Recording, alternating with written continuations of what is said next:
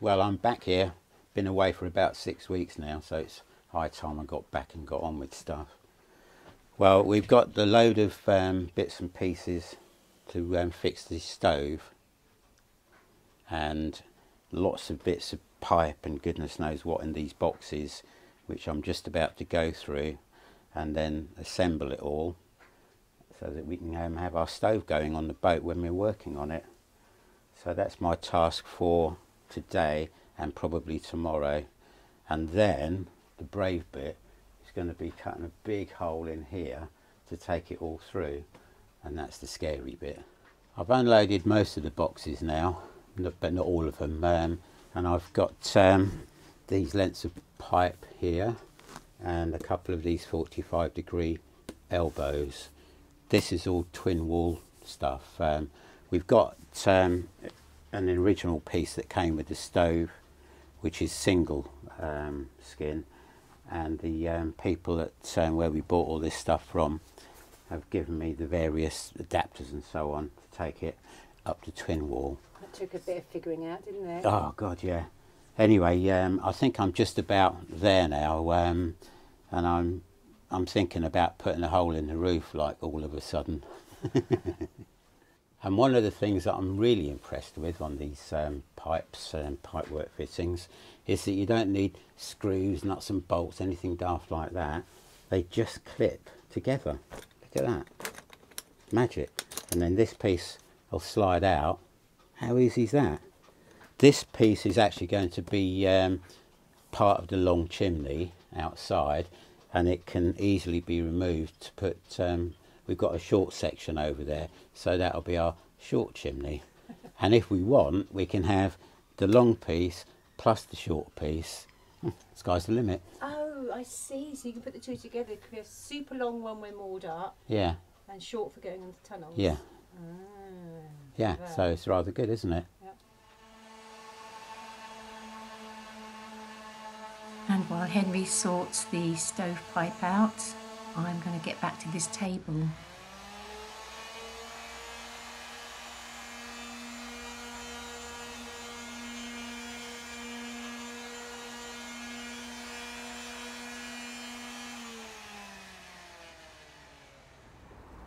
So, although I like the shape of this table, it's far too honey-coloured because it's a type of pine, and I want it as pale as possible.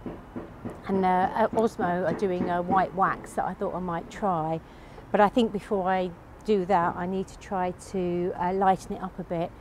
So I'm going to have a go with this wood bleacher and see if I can make it paler. I don't know how strong it is or how good it is, but you put a coat on, let it dry, and then put another one on, so see how it goes.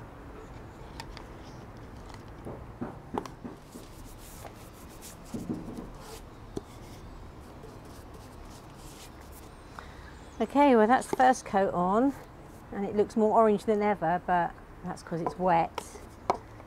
And I think it's going to rain, so I'm going to get that covered, let it dry and see what it looks like in a bit. So back to the chimney, and we figured out more or less how to put all these pieces from the boxes together, and then we had to measure the chimney going through the roof. You can just see it up there, it's a bit dark. The problem is that our centerline post is sort of directly above the stove, and we don't want the chimney right on the centre line for obvious reasons, so we've positioned it over to the left, and there isn't really anywhere else it can go. So Henry has marked out the hole with a ring of holes with his drill, and he's just about to start sawing it out. It's a bit scary. To cut this piece out here, this little section, take that out, and then we can see what's behind it. I've got mostly cut, well, certainly halfway round, but I kind of need to have a look and see what's behind that before we go too mad. It's quite likely there's possibly some wires running through there, but we'll see in a minute. think I'm ready to try and get that little piece out now.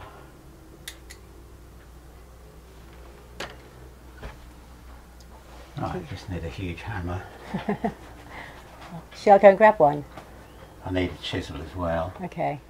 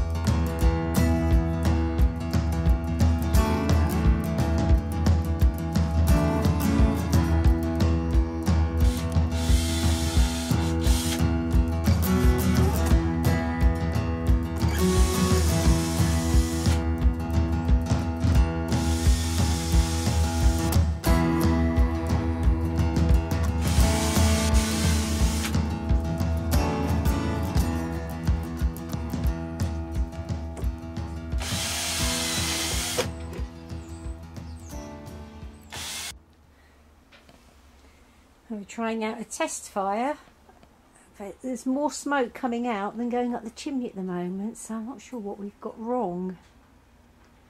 Thought we'd followed all the instructions.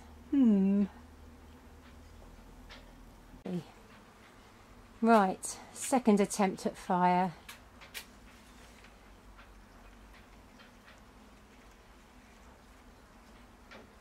We should have put our masks on.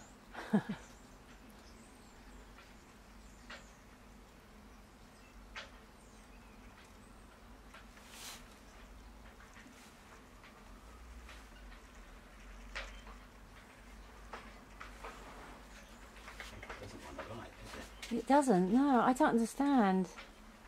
It's like,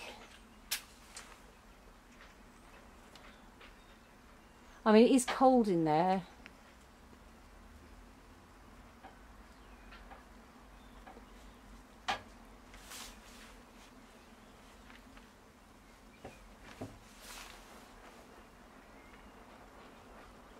Okay, fire number 3. Tiny bit of paper left in there. Well, maybe actually, maybe we could put more paper in actually and try it. Yeah, but that just burns out, doesn't it? Then you get a big puff of smoke afterwards. Well, there's not enough open there to light that wood.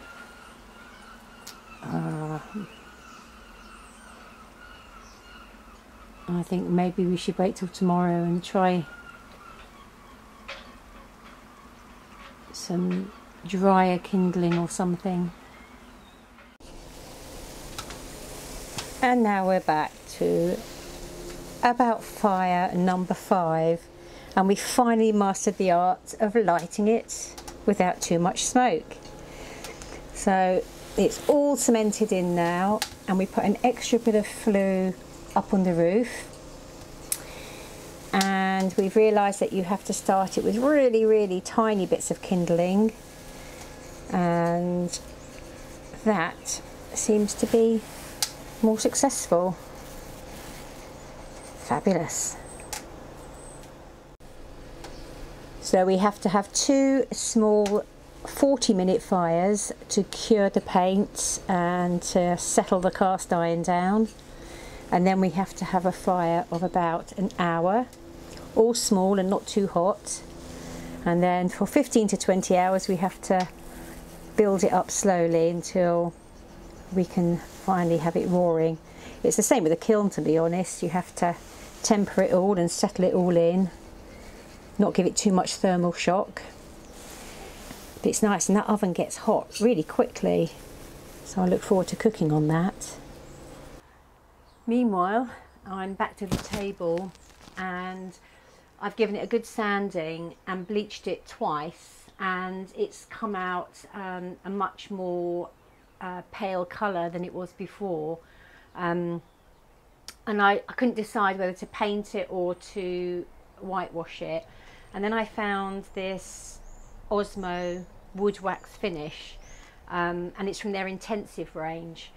This one is called Snow, and I thought it looked a bit opaque to start with, but the idea is that you put on one coat and the grain sort of shows through, and then if you want to you can put a second coat on and it covers it and makes it totally white. So I've got this tiny pot which will probably only do one coat anyway, and I'm hoping that I get the effect that I want. So here goes. And that is exactly what I want. You can't see it at the moment because it's still wet, but as it's drying it's sinking in and the wood grain's coming through. So I think one coat's going to do. Voila, all done. Well, that's us done for this week. Table's nearly dry, happy with that. And Henry's back working in the kitchen, and I'm happy with that. And this will be where the sink goes, and I'll be very happy when that's in. So, see you after Christmas. Have a good one, everyone. See you soon.